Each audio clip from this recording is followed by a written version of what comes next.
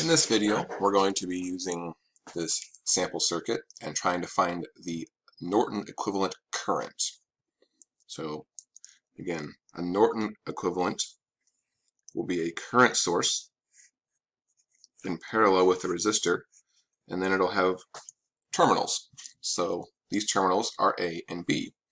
This load resistance plugged into either this circuit or this circuit will act the same. Basically, this circuit at its terminals A and B is equivalent to this circuit with terminals A and B, if we can find the correct Norton current and Norton resistance. So we're just going to do the Norton current in this one.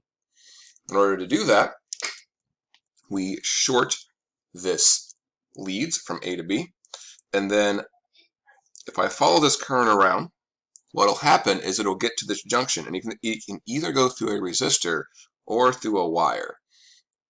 It'll go through the lowest resistance. We consider wires not really have resistance, so all of it will go through this here. And so I short circuit. Make sure your arrow points down. If you're going to draw your Norton current, point it up.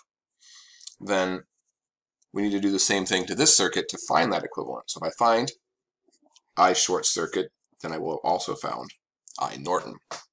So I can formulate this equivalent circuit. So let's redraw our circuit.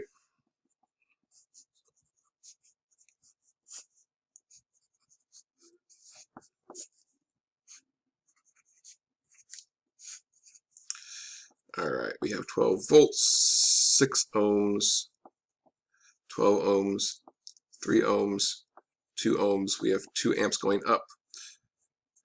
And then to find the Norton current for this circuit setup, I've removed this resistor.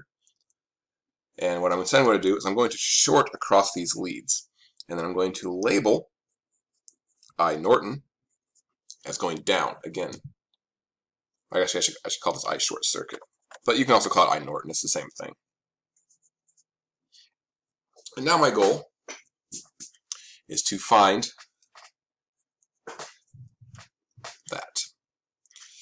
that variable I short circuit. Just a second. Alright, just try to clean up that a little bit since it was getting some glare. Hopefully that shows up a little better. So, we could do nodes, but I'm finding a current, so let's just label some currents.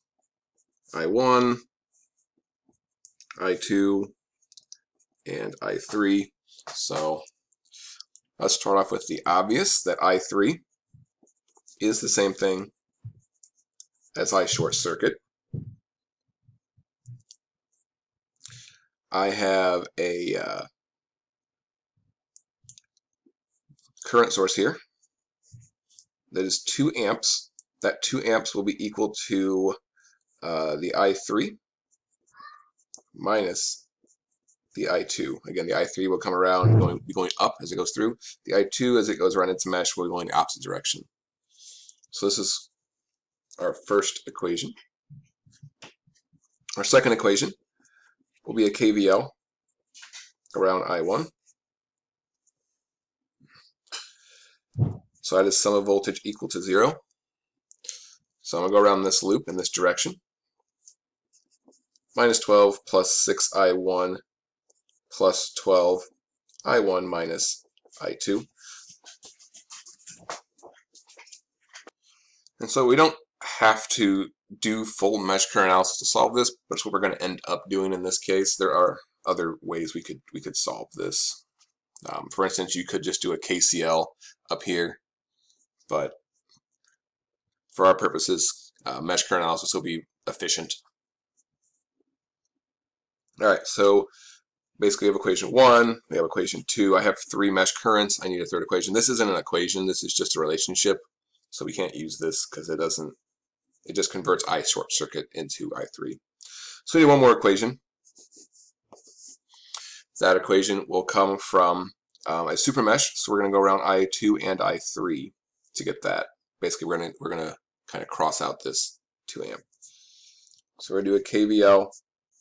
We're going to go around I2 and I3, and we're going to go around in a clockwise sense. So I'll start down here, and I'll work my way up. So this will be 12, and this will be I2 minus I1, and then plus 3i2, and then plus 2i3, and then over here nothing's here, and I come back around, so equal to 0. So I now have all three equations. At this point you have done the circuits, so I'm going to do just a little bit of algebra off screen and show you where we get. Alright, so just convert each of these into a standard form. So you end up with negative I2 plus I3 equal to 2, 18I1 minus 12I2 equal to 12, negative 12I1 plus 15I2 plus 2I3 equal to 0. At this point you just solve simultaneous equations. So I'm going to do that with a matrice. So equation 1, we don't have any I1s. We have negative 1I2 and 1I3. And then our constant is a 2. For number 2, I have 18 of those, negative 12 of those, and 0 I3s, and then my constant on the right-hand side is a 12. And then I'll have negative 12, 15, and 2 in here. And then nothing on the right-hand side. So I'm going to plug this into a matrix calculator.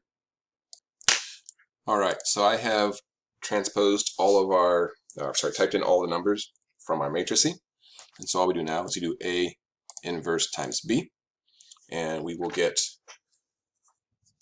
the result saying that I1 is 0.962963, I2 is 0.4 repeating, and I3 is 2.4 repeating. So what that means is I really only care about this number because this is I short circuit. So this is I short circuit, which is I Norton, is 2.44 if we go to 3 sig figs. Again, this isn't like a procedure to find things. This is a procedure to get us to a simplified circuit so I can do other analyses.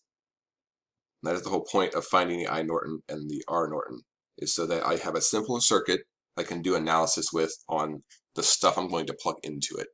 Because they say you wanted to plug in different circuits to this bigger circuit, you would want to constantly do this analysis. But instead you could do it with a simplified circuit that has the same terminal equivalent response. All right, so